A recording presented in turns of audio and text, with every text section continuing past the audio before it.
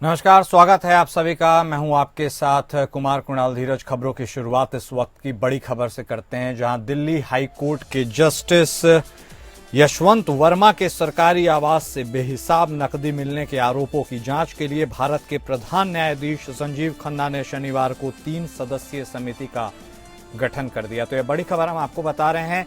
दिल्ली के high court justice Yashwant Verma से जुड़ी हुई, जहां उनके सरकारी आवास से बेहिसाब नकदी मिलने के आरोपों की जांच के लिए भारत के प्रधान न्यायाधीश संजीव खन्ना ने शनिवार को 3 सदस्यीय समिति का गठन कर दिया। सीजेआई ने दिल्ली हाईकोर्ट के मुख्य न्यायाधीश डीके उपाध्याय से रिपोर्ट मिलने के बाद आंतरिक जांच का आदेश दिया और उनसे जस्टिस वर्मा को कोई न्यायिक कार्य नहीं सौंपने के लिए कहा है। सीजेआई जस्टिस संजीव खन्ना ने जस्टिस यशवंत वर्मा पर लगे आरोपों की जांच के लिए 3 सदस्यीय समिति का गठन किया। इस समिति में पंजाब और हरियाणा हाईकोर्ट के मुख्य न्यायाधीश जस्टिस शील नागू, हिमाचल प्रदेश हाईकोर्ट के मुख्य न्यायाधीश जस्टिस जीएस संधावालिया और कर्नाटक हाईकोर्ट के न्यायाधीश अनु शिवरामन को शामिल किया गया है। सुप्रीम कोर्ट के द्वारा जारी किए गए प्रेस नोट में कहा गया है कि जस्टिस यशवंत वर्मा को लेकर दिल्ली हाईकोर्ट के मुख्य न्यायाधीश द्वारा प्रस्तुत रिपोर्ट और जस्टिस यशवंत वर्मा का मामले पर जवाब और अन्य दस्तावेज सुप्रीम कोर्ट की वेबसाइट पर अपलोड किए जाएंगे।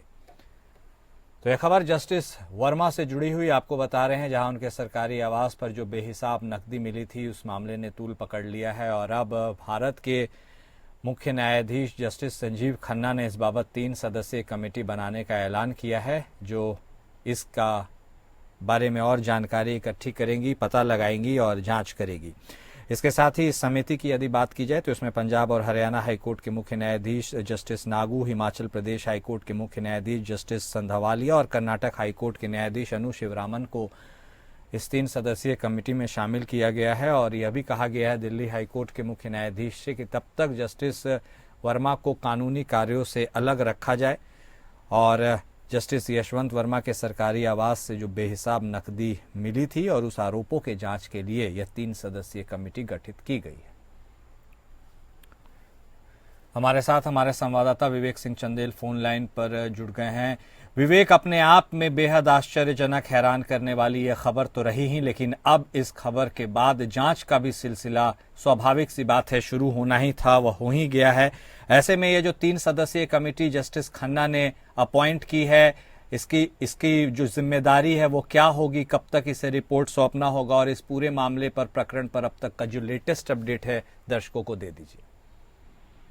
दरअसल कुंदन, जब ये मामला सामने आया, एक पेपर में जब ये खबर छपी उसके बाद ये मामला सामने आया था, तो आनंद फानन में सबसे पहले इन हाउस इंक्वायरी जो सेटअप की गई 21 तारीख को, और ये कहा गया कि जिसमें दिल्ली हाई कोर्ट के चीफ जस्टिस डीके उपाध्याय और यशवंत वर्मा ये अपने जवाब देंगे इस मामले पर। उसके बाद जस्टिस डीके उपाध्याय जो दिल्ली हाई कोर्ट के चीफ जस्टिस हैं उन्होंने अपना जवाब दिया और यशवंत वर्मा ने भी अपना जवाब दिया। इसके बाद 22 तारीख को इस मामले में जिसमें सीजीआई ने कहा था कि 22 तारीख को 12 बजे तक ये लोग अपने जवाब देंगे। 22 तारीख जवाब आने के बाद 23 तारीख को सीजीआई जस्टिस संजीव खन्ना ने इस मामले में रिपोर्ट को देखने के बाद एक आदेश जारी किया, जिसमें ये कहा कि फिलहाल के लिए जस्टिस यशवंत वर्मा को कोई न्यायिक कार्य नहीं दिया जाएगा। इसके अलावा जो भी दस्तावेज, यानी कि जो भी साक्ष्य हैं और जो उनके रिप्लाई हैं, जैसे यशवंत वर्मा ने अपने मामले में इन हाउस इंक्वायरी में जो अपने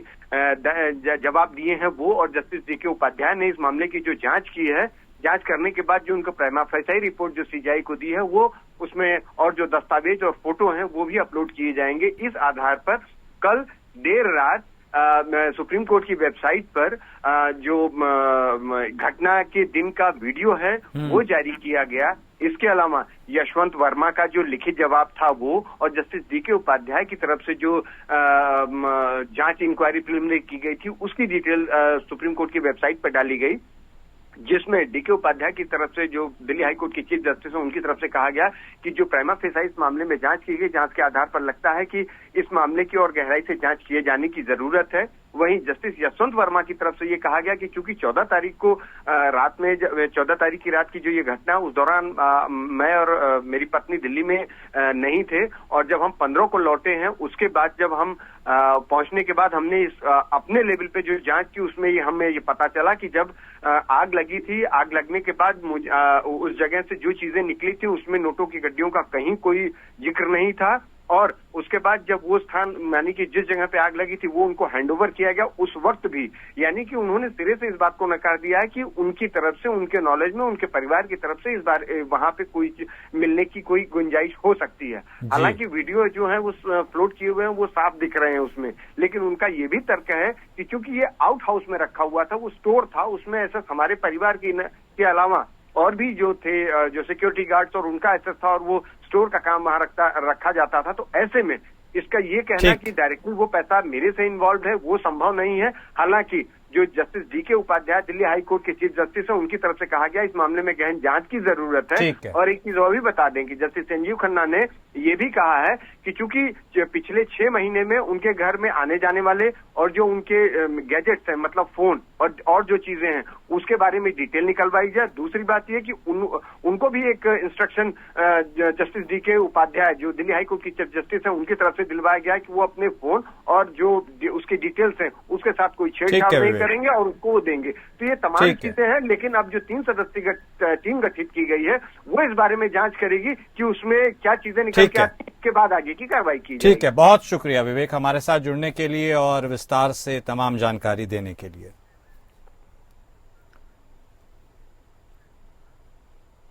और इस बीच अगली बड़ी खबर दिवंगत एक्टर सुशांत सिंह राजपूत से जुड़ी हुई सामने आ रही है, जहां इस मामले में एक बड़ा अपडेट सामने आया है और इस मामले की जांच कर रही केंद्रीय जांच एजेंसी ने अंततः अपनी क्लोजर रिपोर्ट लगा दी है। तो ये बड़ी खबर आपको बता रहे हैं, दिवंगत एक्टर सुशांत सिंह राजपूत की मौत के मामले से अब फाइनली सीबीआई ने अपनी क्लोजर रिपोर्ट इसमें लगा दी है। सीबीआई ने अब इस मामले को बंद कर दिया है। एक्टर की मौत में कोई गड़बड़ी नहीं मिली है जैसा कि परिवार को शक था। मामले के जानकार लोगों ने यह जानकारी दी। उन्होंने बताया कि क्लोजर रिपोर्ट में एक्ट्रेस रिया चक्रवर्ती और उनके परिवार के सदस्यों को क्लीन चिट दे दी गई है। तो यह बड़ी खबर हम आपको बता रहे हैं सुशांत सिंह राजपूत से जुड़ी हुई, उनकी मौत से जुड़ी हुई, जहां फाइनली क्लोजर रिपोर्ट सीबीआई ने दाखिल कर दिया है। इसके साथ ही इन लोगों पर राजपूत के परिवार ने उनके बेटे की आत्महत्या के लिए उकसाने और उनके फंड्स का गबन करने का आरोप लगाया था, जो रिया चक्रवर्ती और उनके परिवार के सदस्य थे। मगर रिपोर्ट में पुष्टि की गई है कि अभिनेता ने खुद अपनी जान ली थी। सुशांत सिंह राजपूत की मौत 14 जून 2020 को हुई थी। उनका शव मुंबई स्थित घर के पंखे से लटकते हुए मिला था। शुरुआत में तो आत्महत्या की आशंका जताई जा रही थी, लेकिन बाद में मामला हत्या तक पहुंच गया था। इसके बाद मामले की जांच को सीबीआई को सौंपा गया और एक्टर की मौत के लगभग 5 सालों बाद जांच एजेंसी ने क्लोजर रिपोर्ट दाखिल कर दी। हमारे साथ हमारे संवाददाता सरबजीत सोनी जुड़ गए हैं फोन लाइन पर। इस खबर पर उनसे बातचीत करेंगे। सरबजीत, तो देखिए यदा कदा ऐसा होता ही रहता है कि दिवंगत एक्टर सुशांत सिंह राजपूत की जो मौत हुई थी उसका मामला कभी न कभी यूं ही निकलकर सामने आता रहता है, और उनकी पूर्व मैनेजर से भी जुड़े कोई प्रकरण है जो अनसुलझे से रह गए थे। और अब देखिए उसी प्रकरण के बाद अंततः सीबीआई ने क्लोजर रिपोर्ट लगा दी। कितना बड़ा यह मामला है, और अब क्लोजर रिपोर्ट लगा देने के बाद क्या यह समझा जाए कि अब यह चैप्टर फिर से नहीं खुलेगा?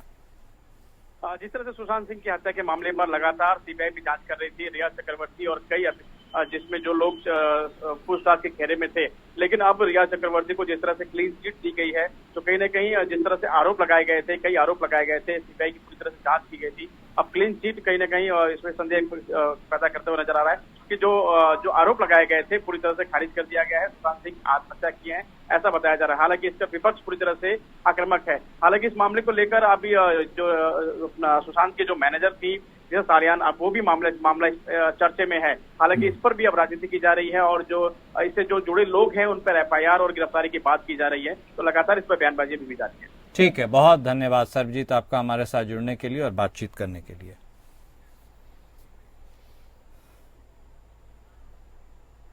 और अगली बड़ी खबर झारखंड से, जहां झारखंड के पश्चिमी सिंहभूम में हुए आईईडी विस्फोट में घायल सीआरपीएफ के सब इंस्पेक्टर शहीद हो गए हैं। और एक अन्य जवान घायल स्थिति में है। तो यह बड़ी खबर आपको झारखंड के पश्चिमी सिंहभूम से बता रहे हैं, जहां आईईडी विस्फोट के बाद जो 2 लोग घायल हुए थे, जिनमें से एक सीआरपीएफ के सब इंस्पेक्टर थे, वह शहीद हो गए, जबकि एक अन्य जवान अभी घायल ही है। पुलिस के मुताबिक धमाका छोटा नागपुर थाना क्षेत्र के वनग्राम मरंगपोंगा वन क्षेत्र में उस वक्त हुआ जब अर्धसैनिक बल की टुकड़ी एक अभियान पर निकली थी। चाईबासा पुलिस ने बताया कि सब इंस्पेक्टर सुनील कुमार मंडल का इलाज के दौरान निधन हो गया। वहीं हेड कांस्टेबल पार्थ प्रतिम डे का इलाज अभी भी जारी है। तो ये बड़ी खबर आपको बता रहे हैं झारखंड से, पश्चिमी सिंहभूम से, जहां आईईडी विस्फोट हुआ और उस विस्फोट के बाद सीआरपीएफ के 2 जवान घायल हो गए, जिनमें से एक सब इंस्पेक्टर रैंक के कर्मी थे, लेकिन अंततः वह शहीद हो गए। इलाज के दौरान उनकी मृत्यु हो गई, जबकि एक और हेड कांस्टेबल पार्थ प्रतिम डे अभी भी घायल है, उनका इलाज जारी है। पुलिस के मुताबिक यह धमाका छोटानागर थाना क्षेत्र के वनग्राम मरंगपोंगा वन क्षेत्र में हुआ था, जब अर्धसैनिक बल की टुकड़ी एक अभियान पर निकली थी। हमारे साथ हमारे ब्यूरो हेड अजय सिंह भी जुड़ गए हैं फोन लाइन पर, उनसे बातचीत करेंगे। जी अजय, फिलहाल सबसे पहले जो स्थिति, मौजूदा स्थिति है, उसके बारे में भी बता दीजिए, क्योंकि सर्च ऑपरेशन में जवान निकले, आईईडी विस्फोट हुआ और यह हादसा हो गया। अभी तक क्या कुछ पता चल पाया, और जो अन्य घायल लोग हैं उनकी कितनी संख्या है, क्या स्थिति है? देखिए कुणाल, मैं बताऊं कि जो है अभी जब से सरकार जो है दोबारा जो है सत्ता में आई है, हेमंत सरकार, और केंद्र सरकार जो है बराबर ये नक्सली समस्या, झारखंड में एक बहुत बड़ी समस्या नक्सल समस्या भी है, तो इस नक्सल समस्या के सुधार, इस पर नकेल कसने के लिए दोनों ही जो है अर्धसैनिक बल और लगातार को सरकार का यह प्रयास रह रहा है कि किसी भी तरीके से इस पर काबू पाया जाए, और इसमें लगभग उसमें आशातीत सफलताएं मिल रही है। पिछले कुछ दिन पहले की ही बात है कि 18 तारीख की बात है कि एक आईडी ब्लास्ट हुआ था, उस समय भी जो है हानि हुई थी, और इन दोनों के बीच जो है सदियों और पुलिस के बीच जो है जो आंख मिचौली जो चल रहा है, इसी कड़ी में जो है सो कल जो है एक चाईबासा के एक सारंडा जंगल है, जो ये उग्रवादियों का गढ़ माना जाता है, और उसी में जो उग्रवादी, तो वहीं सारंडा के जो जंगल है वो छोटा नागरा थाना है, तो उसी का एक मोरंगपोंगा एक जंगल है, उस जगह का नाम है जहां पर एक आईडी विस्फोट हुआ था। सर्च अभियान जो चलाया जा रहा था, उसमें सीआरपीएफ के जो एक 193 के बटालियन के जो है सब इंस्पेक्टर हैं सुनील कुमार मंडल, उनकी मौत हो गई, और एक और जो है हेड कांस्टेबल है प्रतिम डे, उनको जो है उसे लिफ्ट करके जो है रांची लाया गया है, और उनका इलाज जो जारी है। लेकिन वहाँ के जो एसपी हैं, वहाँ के जो पुलिस कप्तान है आशुतोष शेखर ने, उन्होंने बताया है कि देखिए 2:30 से 2:30 से कल जो है 2-2:30 बजे से लेकर 2:45 बजे अपराह्न के बीच में जो है जो सर्च अभियान जब चलाया जा रहा था, जब पुलिस के जवान और सीआरपीएफ के जवान जो है वो लगातार जो खोज कर रहे थे, हथियारों का खोज कर रहे थे, इसी दरमियान जो आईडी ब्लास्ट होता है, और जो है हताहत 2 लोग जो है हताहत होते हैं। एक तो है इलाज के दरमियान ही वहीं पे उनकी मौत हो जाती है। इसके बाद सरकार जो है पुलिस हेलीकॉप्टर से उनको लिफ्ट करा के रांची लाया जाता है, लेकिन उनकी हालत जो अभी है वो अस्थिर बताई जाती है। ठीक है, बहुत धन्यवाद आपका हमारे साथ जुड़ने के लिए और तमाम जानकारी देने के लिए।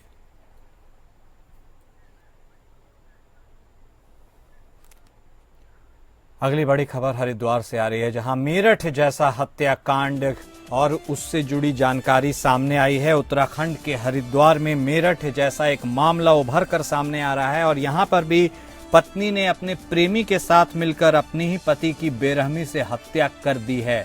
तो यह बड़ी खबर ठीक मेरठ जैसी, लेकिन इस बार लोकेशन अलग, उत्तराखंड के हरिद्वार से वैसे ही गंभीर घटना सामने आ रही है। पत्नी ने प्रेमी के साथ मिलकर अपने पति की हत्या कर दी और फिर उसके शव को सड़क के किनारे फेंक दिया।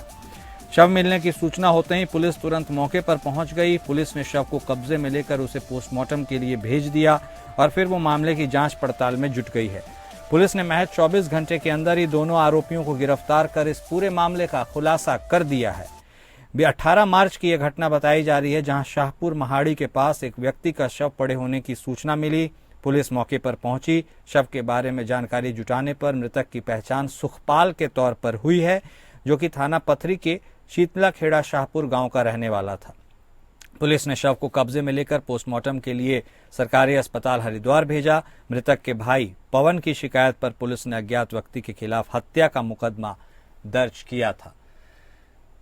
तो यह ठीक मेरठ जैसी घटना हरिद्वार से निकलकर सामने आई और इसमें भी एक पत्नी ने ही अपने प्रेमी के साथ मिलकर अपने पति को मौत की नींद सुला दी और इतनी बेरहमी से हत्या करने के बाद भी उसके शव को सड़क के किनारे फेंक दिया गया।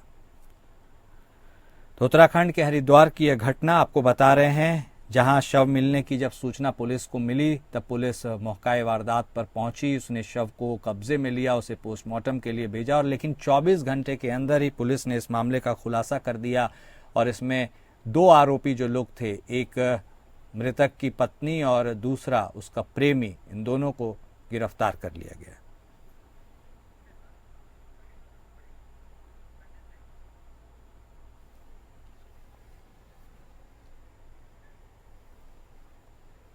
और इस बीच अगली बड़ी खबर, जहां केंद्रीय युवा मंत्री, युवा कार्य के मंत्री और खेलकूद मंत्री मनसुख मंडाविया ने आज लखनऊ में राष्ट्रव्यापी fit India Sunday on cycle अभियान का नेतृत्व किया। इस पहल के तहत उन्होंने मरीन ड्राइव से समता मूलक चौराहा होते हुए 3 किलोमीटर की साइकिल यात्रा की और फिर वापसी की। उनके साथ उत्तर प्रदेश के खेल और युवा मामले के मंत्री गिरीश चंद्र यादव भी शामिल हुए। इस आयोजन में 400 से अधिक साइकिल चालकों ने भाग लिया और प्रधानमंत्री नरेंद्र मोदी के स्वस्थ और सक्रिय जीवन शैली अपनाने के संदेश को जन जन तक पहुंचाने का संकल्प लिया। इस अवसर पर डॉक्टर मांडविया ने कहा कि फिट इंडिया आंदोलन को सफल बनाने के लिए हमें अपनी दिनचर्या में नियमित व्यायाम और साइकिलिंग को शामिल करना चाहिए। यह न केवल फिटनेस को बढ़ावा देता है बल्कि पर्यावरण को भी संरक्षित करता है। हमारे साथ हमारे विशेष संवाददाता आनंद सिंह जुड़ गए हैं, उनसे बातचीत करेंगे। आनंद, तो देखिए, एक तरफ तो प्रधानमंत्री नरेंद्र मोदी हमेशा स्वच्छता और स्वास्थ्य को लेकर सजग रहते हैं और उसके साथ साइक्लोथॉन को लेकर के यह जो एक नई मुहिम शुरू हुई, इसके बारे में भी हमारे दर्शकों को बता दीजिए, कैसा रिस्पांस मिला और आम पब्लिक जो लोग इससे जुड़ी उनको कैसा फील हुआ? बिल्कुल कुणाल, देखिए, ये जो आयोजन हुआ था वो स्वस्थ तन स्वस्थ मन के संकल्प के साथ इस आयोजन को यहाँ राजधानी लखनऊ में किया गया है। 1090 जो चौराहा था वहाँ से इसकी शुरुआत की गई थी और इसका सीधा सा एक संदेश था कि तन स्वस्थ रहेगा, मन स्वस्थ रहेगा तो आपका जीवन भी स्वस्थ रहेगा। हेल्दी दिनचर्या यानी हेल्दी फिटनेस को लेकर ये पूरा आयोजन किया गया था। इसी संदेश को जनता तक पहुँचाने के लिए ये इसका आयोजन किया गया। 1090 चौराहे से शुरू होकर मरीन ड्राइव से समता मूलक चौराहे तक ये पूरा आयोजन किया गया। सैकड़ों की संख्या में साइकिल सवार इसमें शामिल थे जिन्होंने इस बात का संदेश दिया। और जो हमारे स्वास्थ्य मंत्री हैं और युवा मामलों के मंत्री हैं डॉक्टर मनसुख मांडविया, वो भी इसमें इस आयोजन में शामिल रहे।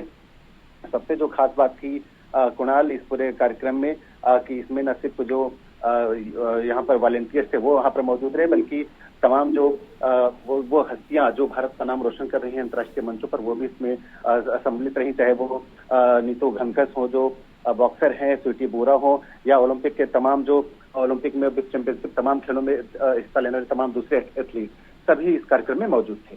ठीक है, बहुत शुक्रिया आनंद आपका तमाम जानकारी देने के लिए।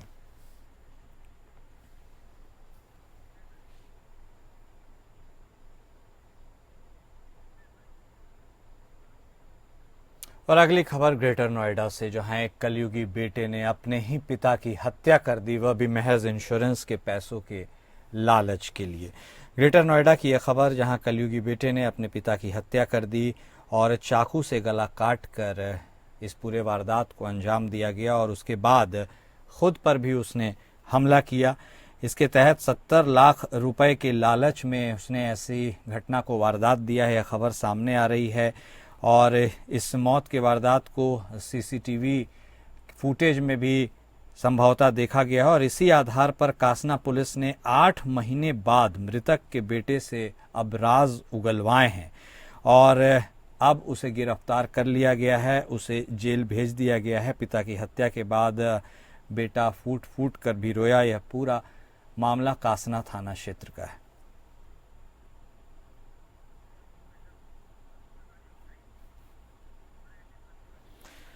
तो यह खबर हम आपको बता रहे हैं उत्तर प्रदेश के ग्रेटर नोएडा से, जहां एक कलयुगी बेटे ने अपने पिता की हत्या कर दी। इंश्योरेंस के लालच में उसने इस वारदात को अंजाम दिया और 8 महीने पहले ही इस घटना को अंजाम दिया गया था। सीसीटीवी के आधार पर उसके बाद उसकी तफ्तीश की गई, यह पता लगाने की कोशिश की गई कि इस पूरे वारदात को कैसे कब अंजाम दिया गया था। अंततः 8 महीने के बाद मृतक के बेटे को गिरफ्तार कर उससे राज उगलवाया गया है और उसके बाद मृतक का बेटा फूट फूट कर रोने भी लगा। घटना के संदर्भ में यह जानकारी सामने आई है कि 70 लाख रुपए के इंश्योरेंस के लालच में उसने इस घटना को अंजाम दिया।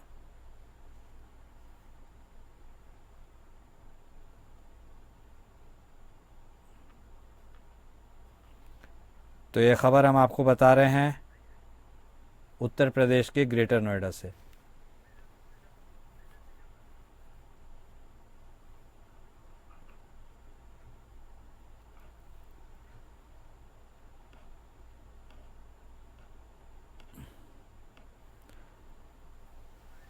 ग्रेटर नोएडा की यह खबर, जहां रिश्ते को शर्मसार करने की एक घटना सामने आई है, जहां एक कलयुगी बेटे ने अपने ही पिता की हत्या कर दी और उसके बाद अंततः पुलिस ने उसे गिरफ्तार कर दिया है, उसे जेल भेज दिया है।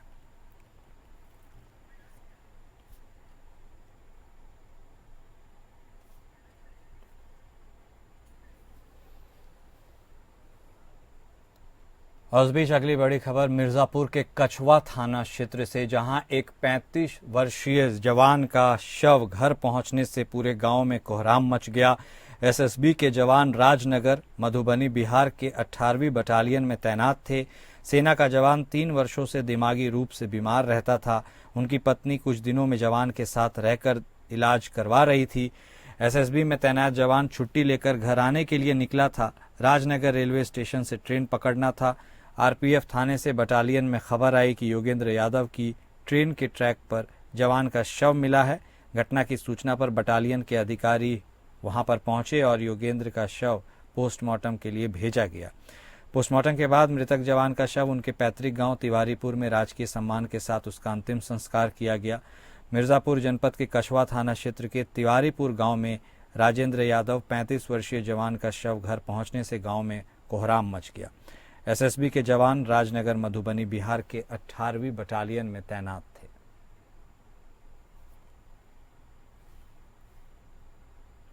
तो मिर्जापुर के कछवा थाना क्षेत्र के तिवारीपुर गांव में 35 वर्षीय जवान का शव उनके घर पहुंचा और पूरे गांव में कोहराम मच गया।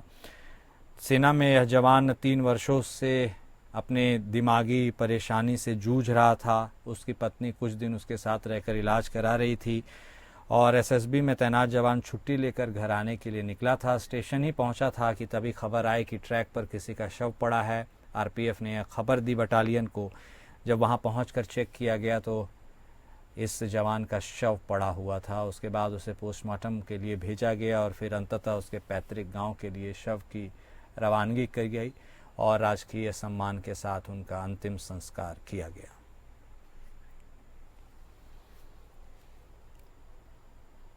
और इस बुलेटिन में फिलहाल इतना ही। नमस्कार।